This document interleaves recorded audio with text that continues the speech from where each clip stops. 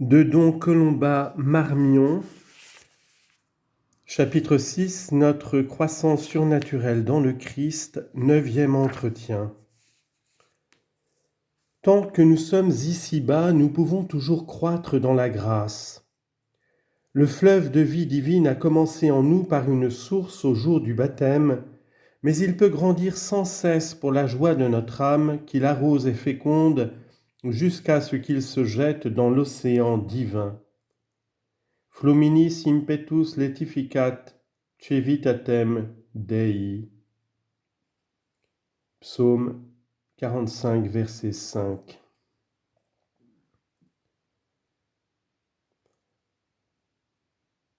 Le fleuve impétueux réjouit la cité de Dieu. Ne me dites pas que c'est là une pensée de mercenaire. Il est vrai que notre intérêt est de faire épanouir en nous la vie divine, car plus nous avançons dans la grâce et dans la charité, plus nos mérites s'accroissent, et plus notre gloire future et notre béatitude éternelle seront grandes et étendues. Mais Dieu lui-même, dans sa magnificence, l'a voulu ainsi. S'il y va de notre joie durant toute l'éternité, il y va aussi de la volonté de Dieu, de la gloire que procure à notre Père des cieux l'accomplissement de cette volonté. On lit en note. Une âme qui aime Dieu doit vouloir sincèrement réunir en elle toutes les perfections dans lesquelles Dieu se complaît et les posséder dans la mesure conforme à sa volonté. Citation de sainte Madeleine de Pazzi.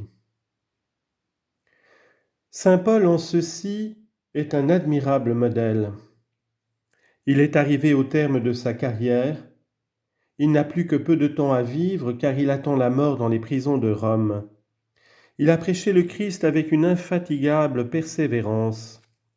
Il a cherché à reproduire en lui les traits divins de ce Christ qu'il aime tant.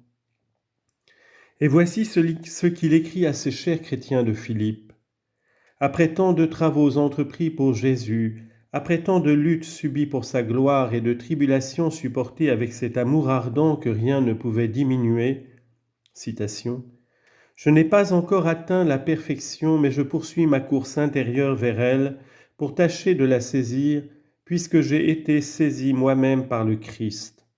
Je ne crois pas l'avoir saisi, mais je ne fais qu'une chose. Oubliant ce qui est derrière moi, je me porte de tout moi-même vers ce qui est au-devant. Je vais droit au but pour remporter le prix auquel Dieu m'a appelé d'en haut en Jésus-Christ. » Philippiens 3, 12 à 14. Pourquoi saint Paul tend-il vers le but de toute l'énergie de sa grande âme ?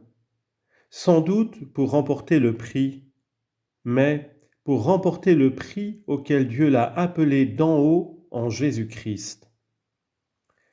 Je vous l'ai dit en commençant, c'est la gloire du Père éternel que nous portions beaucoup de fruits. Notre Seigneur lui-même nous en a assuré. C'est pour que la vie divine abonde en nous que Dieu nous a donné son Esprit, que le Fils nous a donné l'Église, son Esprit et tous ses mérites. C'est pourquoi saint Paul exhortait tant les chrétiens de son époque à progresser dans la vie chrétienne. Ainsi donc, leur disait-il, comme vous avez reçu le Christ Jésus notre Seigneur, marchez en lui, enracinés et édifiés en lui, affermis par la foi et y faisant des progrès en action de grâce. Colossiens 2, 6 à 7. De sa prison encore, il écrivait aux Philippiens, « Ce que je demande à Dieu, c'est que votre charité abonde de plus en plus, afin que vous soyez purs et irréprochables pour le jour où le Christ doit nous apparaître rempli des fruits de justice par Jésus-Christ, à la gloire et à la louange de Dieu. » Philippiens chapitre 1, versets 9 à 11. Et avec plus d'insistance encore, que le Christ affermisse vos cœurs, qu'il les rende irréprochables en sainteté devant Dieu le Père au jour où notre Seigneur Jésus viendra avec tous ses saints. Frères, nous vous en prions et supplions par le Seigneur Jésus. Vous avez appris de nous comment il faut se conduire pour plaire à Dieu. Marchez donc de progrès en progrès. Vous connaissez en effet les préceptes que nous vous avons donnés de la part du Seigneur Jésus, car ce que Dieu veut, c'est votre sanctification. Haec est voluntas Dei sanctificatio vestra. 1 Thessaloniciens 3, 13 et 4, versets 1 à 3. Cherchons donc à réaliser cette volonté de notre Père des cieux. Notre Seigneur demande que la splendeur de nos œuvres soit telle qu'elle porte ceux qui en sont les témoins à glorifier son Père.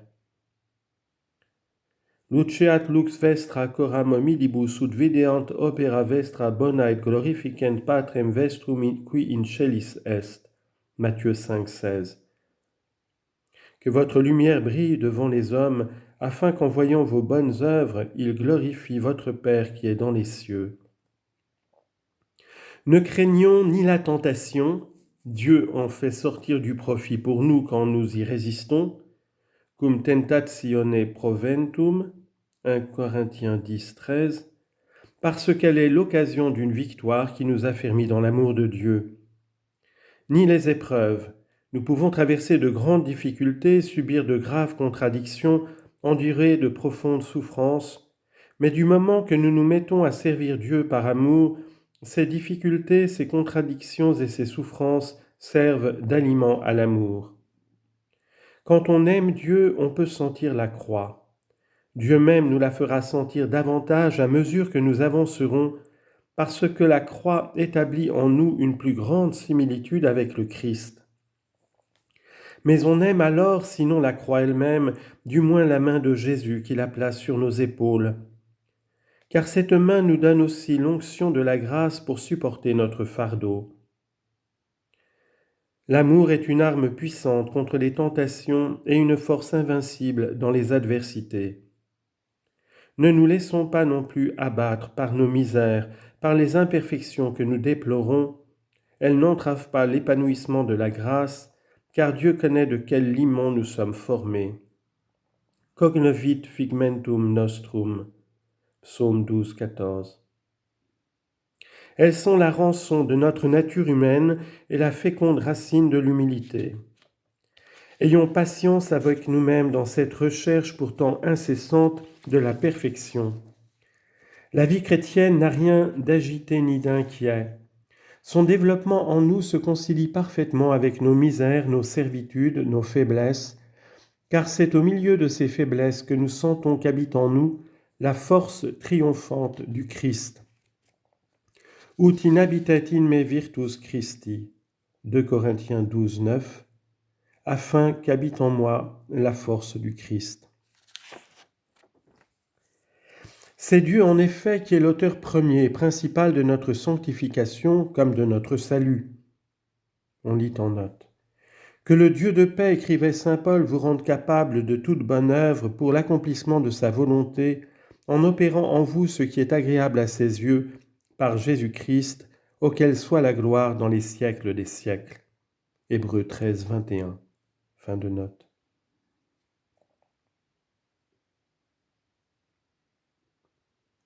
Ne l'oublions jamais.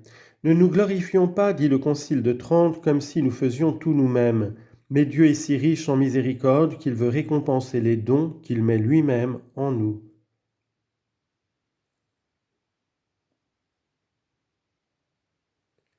Ce que je suis, dit saint Paul, c'est par la grâce de Dieu que je le suis. Gratia Dei sum id quod sum. Et il ajoute, et gratia eius in me vacua non fuit. 1 Corinthiens 15, 10, traduction. Et je n'ai pas laissé sa grâce inactive en moi, j'ai travaillé plus que tous les autres, non pas seul, mais la grâce de Dieu avec moi. Pour que Dieu, dit-il encore, donne l'accroissement, il faut planter et arroser. Ego plantavi, Deus autem incrementum dedit. 1 Corinthiens 3, 6. J'ai planté, mais c'est Dieu lui-même qui a donné la croissance.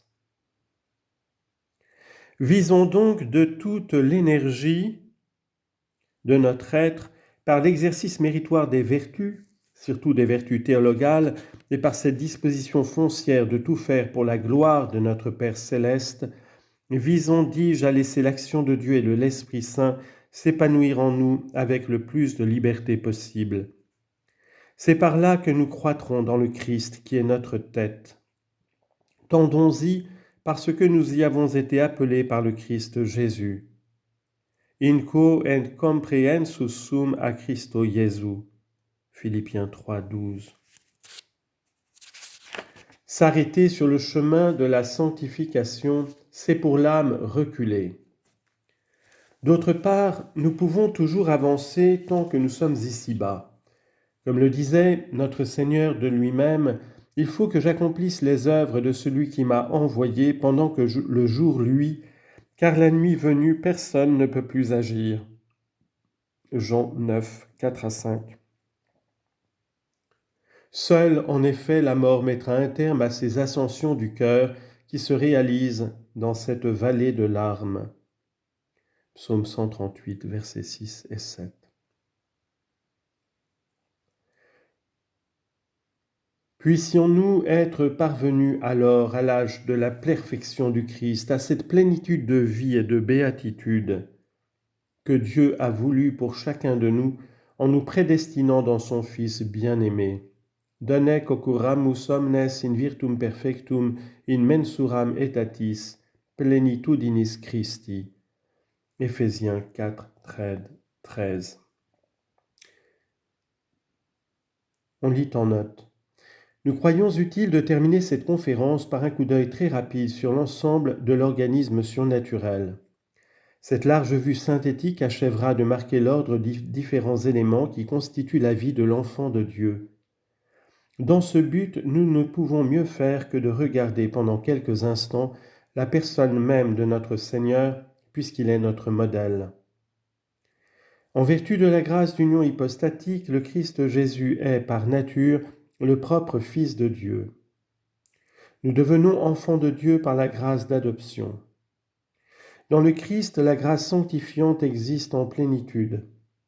Nous participons à cette plénitude dans une mesure plus ou moins abondante selon le don que nous en fait le Christ. La grâce sanctifiante amène avec elle le cortège des vertus infuses, théologales et morales. Notre Seigneur n'avait pas à proprement parler la foi. Il avait l'espérance jusqu'à un certain point. Il a porté la charité à son plus haut degré. En nous demeure, tant que nous sommes ici-bas, la foi, l'espérance et la charité dans une mesure plus ou moins étendue. Le Christ Jésus possédait les vertus cardinales infuses et les autres vertus morales compatibles avec sa divinité. Mais en lui, elles se sont épanouies librement, sans entrave et sans effort, parce que notre Seigneur, ayant une nature humaine parfaite, exempte du péché et des suites du péché, ces vertus ne rencontraient point d'obstacle dans leur exercice. En nous, par suite des conséquences du péché originel, l'épanouissement des vertus morales infuses est entravé et réclame le concours des vertus morales acquises. Enfin, l'Esprit Saint a répandu dans l'âme de Jésus la plénitude de ses dons. Il nous en donne une participation qui, bien que limitée, produit d'admirables fruits. Ajoutons que les vertus théologales et les dons du Saint-Esprit nous transportent sur un terrain tout spécial qui ne nécessite point le secours direct des vertus naturelles. Tandis que les vertus morales infuses réclament pour leur plein épanouissement le concours des vertus morales naturelles correspondantes, concours qu'elles élèvent en l'utilisant, seule la charité rend les autres vertus surnaturellement vivantes, c'est pourquoi elle possède la primauté. Tel est en quelques traits le merveilleux organisme surnaturel que l'infinie bonté et la souveraine sagesse de Dieu ont établi pour réaliser notre sainteté.